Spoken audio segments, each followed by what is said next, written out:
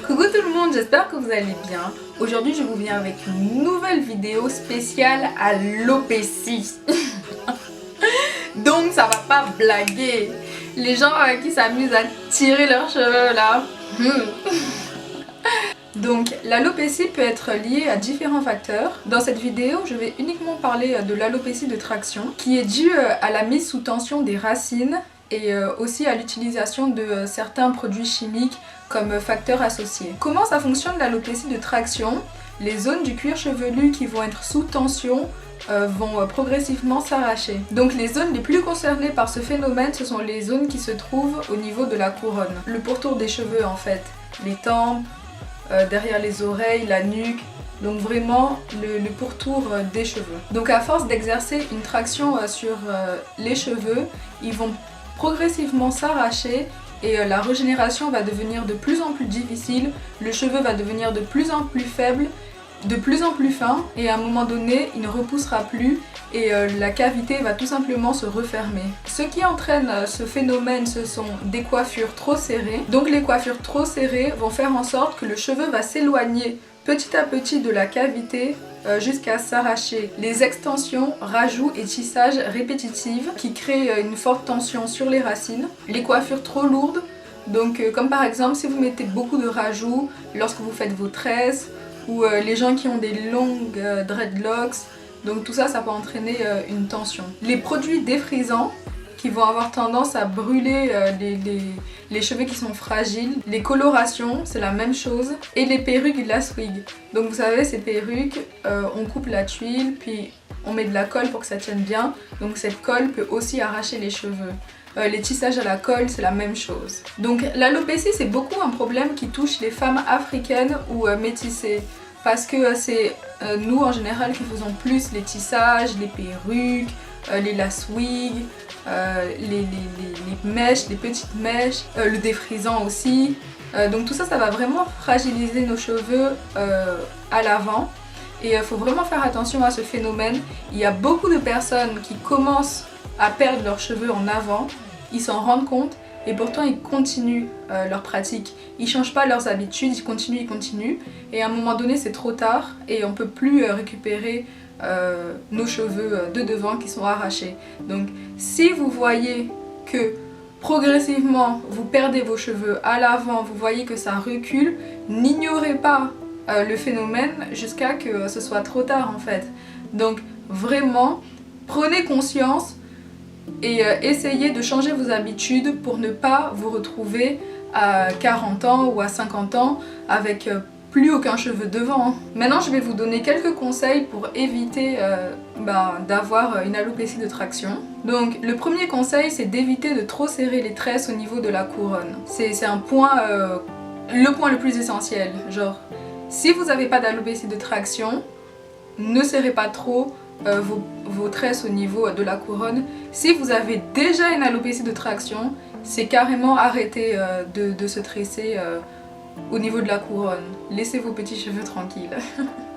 Ne pas porter de rajout de cheveux trop lourds. Il y a un autre conseil qui est aussi très important, c'est qu'il ne faut pas tirer les cheveux des enfants. Il faut vraiment faire attention à ne pas natter les cheveux des bébés trop tôt. Ça peut paraître évident pour certains, mais c'est une erreur que beaucoup de gens font. Moi j'ai vécu en tout 12 ans en Afrique, 10 ans au Sénégal et 2 ans au Togo, et on voit beaucoup de petites filles avec des tresses trop serrées sur la tête. Genre, les enfants, ils ont même pas 2 ans, ils sont déjà nattés avec des rajouts. C'est pratique aussi, il faut vraiment arrêter parce que l'enfant est trop tôt. Le bébé est trop jeune, c'est comment? En tout cas. Aïe aïe aïe aïe. Il est important aussi de ne pas trop tirer pendant le démêlage. Si vous faites des coiffures qui entraînent une traction sur les zones d'implantation, il faut vraiment réaliser ces coiffures de manière exceptionnelle. Donc une fois à 2 fois par mois, essayez vraiment de ne pas trop solliciter vos cheveux. Si vous sentez qu'ils sont tirés, ils sont tendus, vous avez mal au cuir chevelu, ne refaites pas trop souvent ce genre de coiffure. Il faut également faire attention aux engins qui ont une chaleur trop élevée, comme par exemple sèche-cheveux ou fer à lisser. Si vous avez déjà une alopécie, c'est d'arrêter complètement les coiffures qui entraînent une traction. Donc maintenant je vais vous donner des traitements si vous avez déjà une alopécie de traction et que vous voulez vous en débarrasser. S'il n'y a plus aucun point noir sur la peau, si votre peau est complètement lisse, c'est que les cheveux ont déjà été arrachés, la cavité est complètement refermée, on ne peut plus rien. Ça ne sera pas possible de stimuler la pousse et de faire à nouveau pousser des cheveux, c'est fini, c'est trop tard. Donc pour vous, la solution c'est la greffe de cheveux ou le port de perruque ou de prothèse capillaire. Si le cheveu pousse de plus en plus fin, de moins en moins vite, si vous voyez apparaître sur votre cuir chevelu des pellicules blanches, que ça démange, il faut commencer à s'inquiéter. Surtout si dans la semaine vous avez fait une coiffure qui a sollicité une forte traction sur votre cuir chevelu, c'est que le cheveu a reculé en fait. Vous avez tellement tiré que le cheveu s'est un peu arraché. Je ne sais pas si vous comprenez, mais le cheveu a reculé. Il est sorti du cuir chevelu de quelques millimètres. Donc il faut tout de suite arrêter la coiffure qui engendre ce phénomène. Pour les gens qui ont de l'alopécie, mais il y a encore les points noirs, les cheveux sont fins, vous pouvez masser votre cuir chevelu pour stimuler la pousse. Donc si c'est au niveau des tempes, vous allez prendre vos doigts puis masser délicatement comme ça. Pareil ici, etc. sur toutes les zones là où vous voyez que votre cuir chevelu est un peu plus dégarni. Lorsque vous effectuez ce massage, il faut l'effectuer avec une huile qui va venir hydrater et nourrir le cuir chevelu. Donc l'huile de ricin est reconnue pour stimuler la pousse, mais vous pouvez aussi utiliser de l'huile d'olive ou de l'huile de coco ou n'importe quelle huile que vous avez sous la main. Donc ce massage va permettre de stimuler le follicule pileux afin que celui-ci se remette en route. Il faut également boire beaucoup d'eau et bien entendu être patient. Il y a aussi des poudres densifiantes qui existent, donc des poudres pour densifier les cheveux. Cherchez sur internet. Donc c'est une poudre que vous allez appliquer sur vos cheveux fins et il y a des espèces de petites particules qui vont venir se coller sur votre cheveu et qui vont l'épaissir.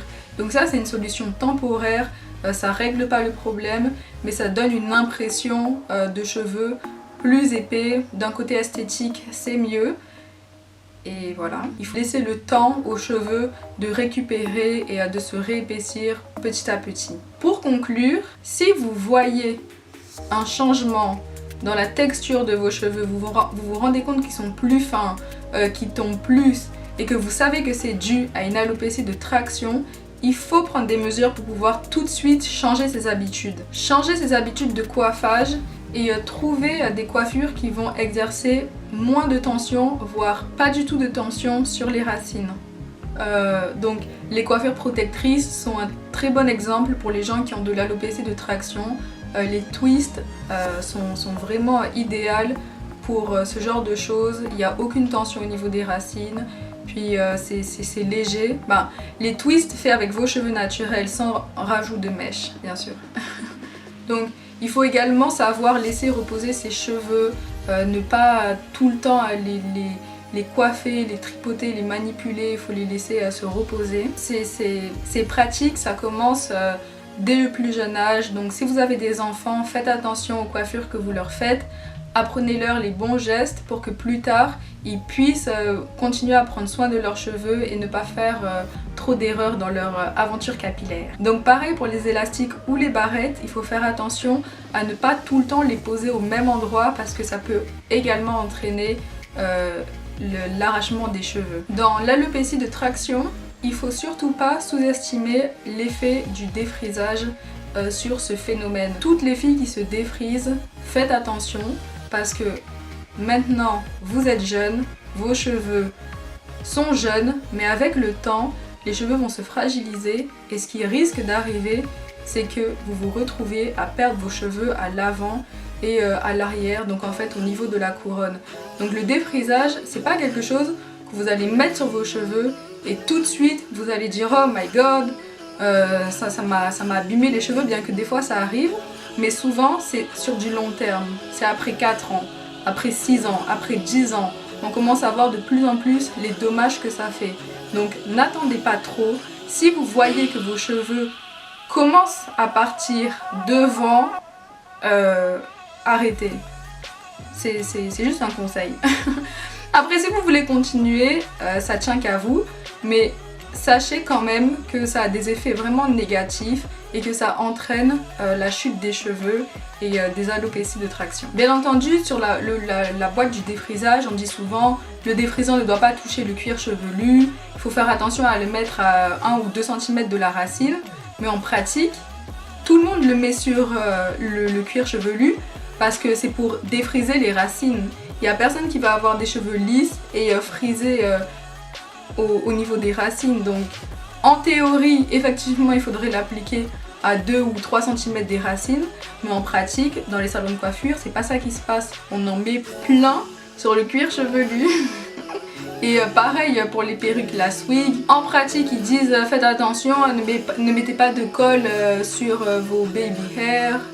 Mais en pratique, c'est pas le cas. Genre, tu mets pas ta perruque à 5 cm du début de tes cheveux. En général, on le met quand même proche. Donc, faut pas se blaguer, ça arrache quand même les cheveux. Donc, en fonction du stade et de l'ancienneté de votre alopécie, si après avoir appliqué les conseils que je vous ai donnés tantôt, si vous voyez aucune amélioration après 1 an, ou peut-être même avant, bah, il faut aller consulter un professionnel qui va peut-être vous donner des produits, des médicaments à prendre ou des traitements médicaux à faire pour essayer de restimuler la pousse de vos cheveux. Par contre, comme je l'ai dit tout à l'heure, si l'alopécie est installée depuis des années, que votre peau est lisse et qu'il n'y a aucun point noir, c'est irréversible, c'est trop tard. Vous pourrez aller voir tous les dermatologues que vous voudrez. Ils vous conseilleront tous la greffe des cheveux ou peut-être qu'ils essayeront de vous voler votre argent. Non, je rigole. Mais bon, c'est fini. Donc voilà, c'est tout pour cette vidéo. Je vous fais plein de gros bisous. J'espère que vous avez apprécié, que si vous voyez les symptômes, vous les ignorerez pas et que vous ferez un effort pour essayer de changer vos habitudes et sauver vos cheveux. Donc voilà, dans ma prochaine vidéo, je vais vous parler des 10 erreurs qu'il faut absolument éviter quand on a les cheveux crépus ou frisés. Donc je vous fais plein de gros bisous, puis à la prochaine. Pour avoir ce résultat, j'ai fait un twist out. J'ai utilisé la recette de l'une de mes crèmes qui va s'afficher ici. Et voilà.